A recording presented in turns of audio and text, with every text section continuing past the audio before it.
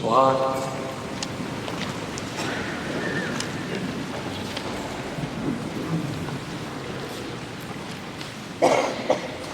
Tous ensemble, évêques, prêtres, diacres et leur épouse, agents et agents de pastoral, collaborateurs, collaboratrices, membres de communautés religieuses, d'instituts séculiers, de mouvements, baptisés, engagés de toutes sortes de manières dans les paroisses et dans la société.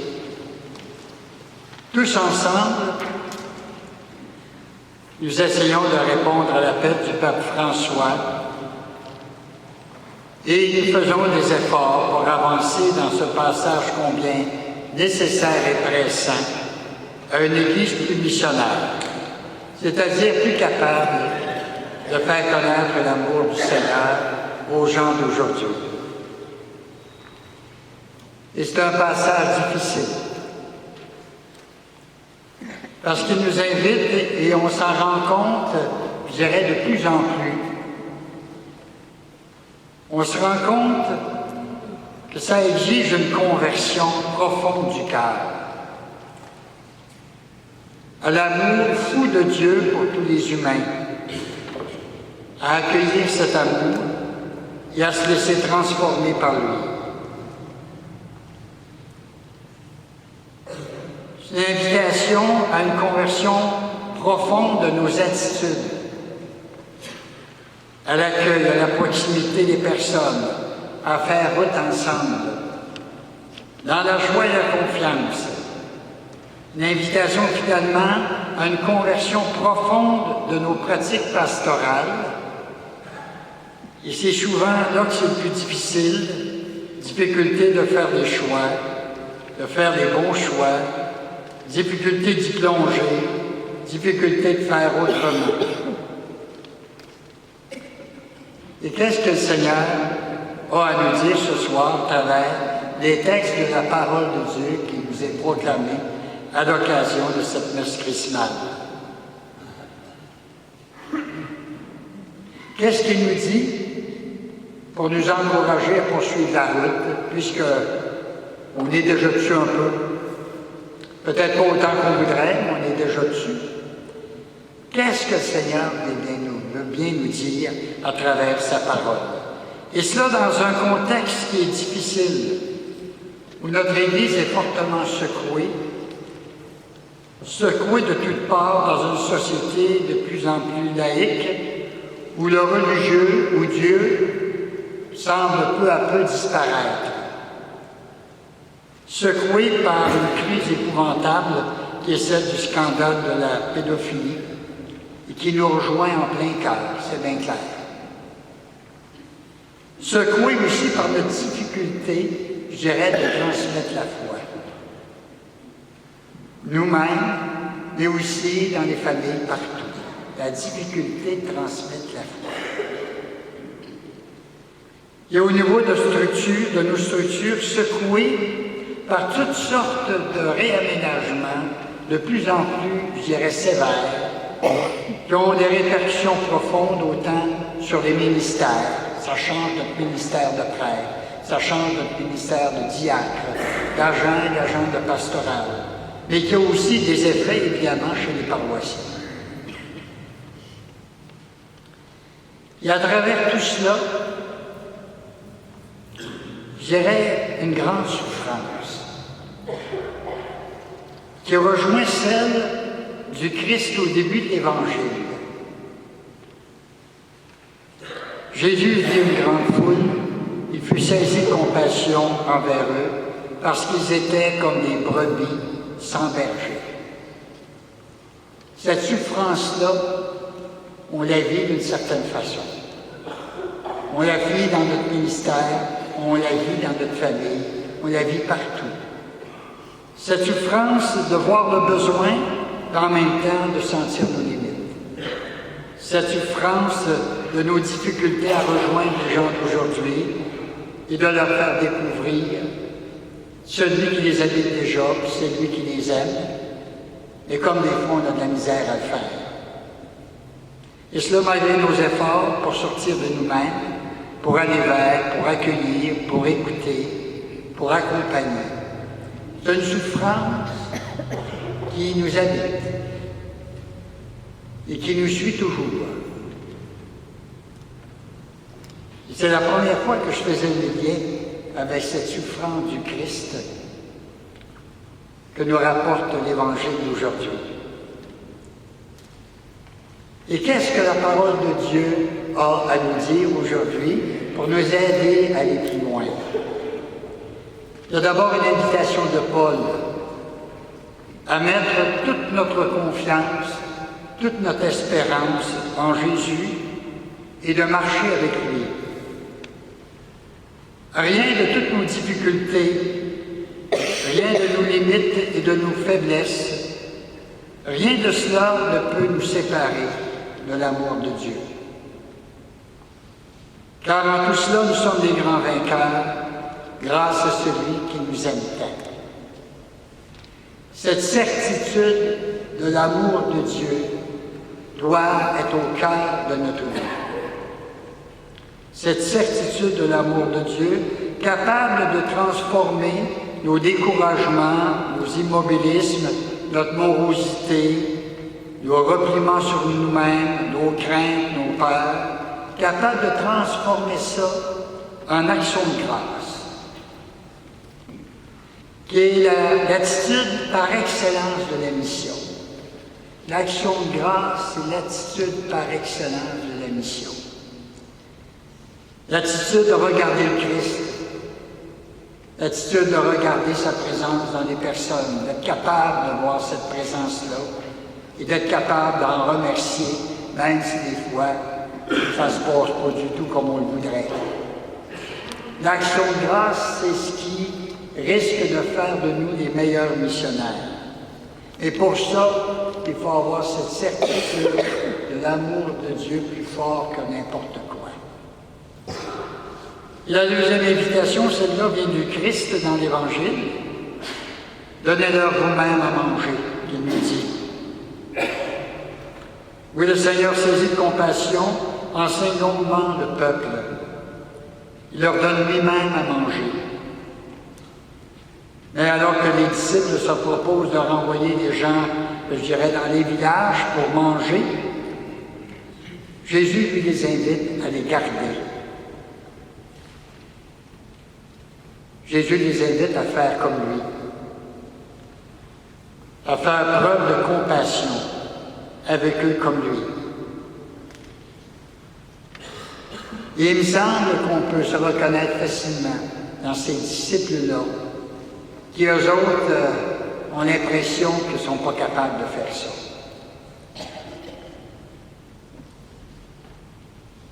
On n'a pas l'argent nécessaire, qu'ils nous disent. On ne sait pas quoi faire, on ne sait pas comment faire. Toi, Seigneur, tu sais, mais nous, on est tellement limités, on réussit si peu, nos efforts portent si peu de fruits parfois. On voudrait tellement faire davantage. Puis des jours, on est si impuissant et si faible. Et depuis, on est si peu nombreux. Allez voir, leur dit le Seigneur. Allez voir. Façon de nous dire, n'oubliez pas que cette mission, c'est la mienne, auquel je vous invite à participer et à la vivre avec moi et par moi. N'oubliez pas que ce n'est pas l'affaire de quelques-uns, mais que c'est l'affaire de mon esprit qui a été donné, qui est donné à tous, pour que la mission puisse se réaliser par le plus grand nombre. Allez voir, qu'il leur dit. Allez voir en vous-même, il y a là des richesses que des fois on ne soupçonne pas, puisque ce sont des grâces de Dieu. Allons voir aussi chez nous autres.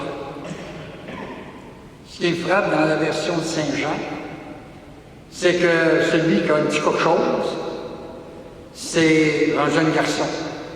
C'est lui qui a les queues de pain et les 2 poissons. C'est avec ça que le Seigneur va faire. Allez voir, faites découvrir les dons et charismes semés dans le cœur de chacun par l'Esprit,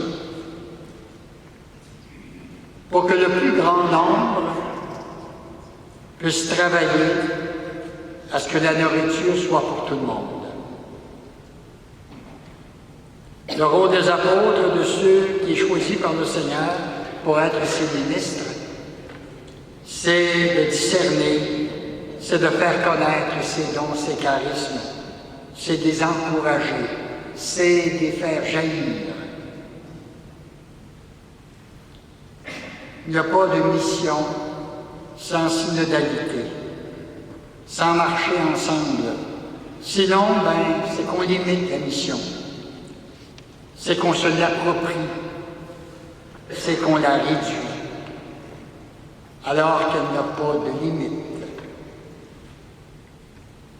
Voilà des questions, je dirais, qui résonnent pour nous au plus haut point, qui questionnent notre Église, qui questionnent notre façon de vivre, nos ministères, qui questionnent nos missions, ce que nous essayons de faire.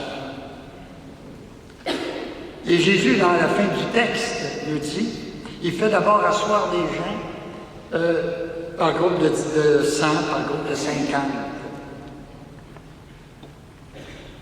En communauté, en d'autres termes. C'est comme si la nourriture qu'il donne à travers ses disciples, ce n'est pas une nourriture individuelle. C'est d'abord une nourriture familiale. C'est d'abord une nourriture qu'on doit se partager. La nourriture, c'est toujours pour être partagée. Et c'est vrai aussi dans le domaine de la foi. Tout aussi vrai. Et le Seigneur termine en disant que la nourriture, il y en aura toujours. Habituellement, on fait le lien entre ce texte de la multiplication des pains, on fait toujours le lien avec l'Eucharistie. On dirait que le temps dans lequel on vit amène une lecture différente. Mais notre lecture habituelle est toujours aussi bonne, évidemment. L'Eucharistie qui est source et sommet de la vie chrétienne. Le repas du Seigneur par lequel il nous rassemble. C'est lui qui nous rassemble ce soir.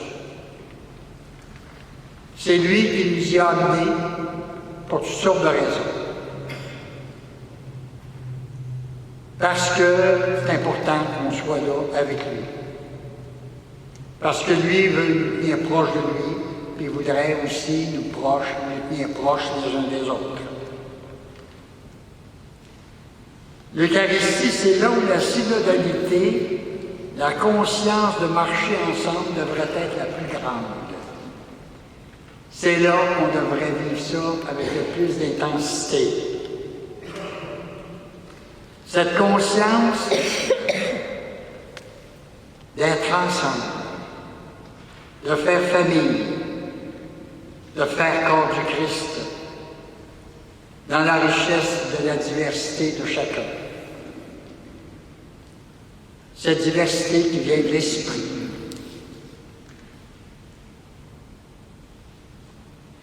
Prise de conscience de l'importance non seulement d'être ensemble, mais aussi de se nourrir ensemble. C'est un repas. Pas qu'on prend sur le bord de la table en vitesse. C'est un repas. Un repas avec du monde. Un repas avec d'autres. C'est ensemble qu'on est appelé à se nourrir de la parole, de se nourrir du corps et du sang du Christ, de nous nourrir de la présence de chacun de nous. Puisqu'on est ensemble, le corps du Christ, c'est pas rien. L'importance de la prise de conscience d'être envoyés ensemble par le Seigneur pour suivre cette mission d'amour dans le monde. Chacun à notre manière, chacun avec, je dirais, ce qu'on est, chacun avec nos forces, avec nos faiblesses aussi, chacun avec ce que l'Esprit nous a donné. C'est pour ça que l'Eucharistie est si important.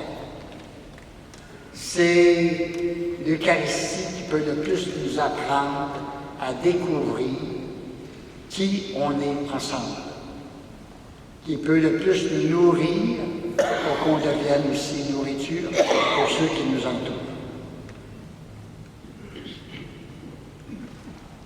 On pourrait dire qu'il n'y a pas de véritable Église sans l'expérience de la synodalité. On pourrait dire qu'il n'y a pas de véritable mission sans la synodalité. On pourrait dire qu'il n'y a pas de véritable Eucharistie sans l'expérience de la synodalité. Voilà, il me semble, là où le Seigneur nous invite à travailler, avec lui, en y mettant le meilleur de nous-mêmes, à travailler cependant, ça c'est important, à travailler sans crainte, à travailler patiemment, parce que c'est des choses, des prises de conscience, des façons d'agir qui demandent du temps. Agir cependant toujours avec la certitude qu'on est accompagné de l'amour de Dieu. D'agir avec action de grâce.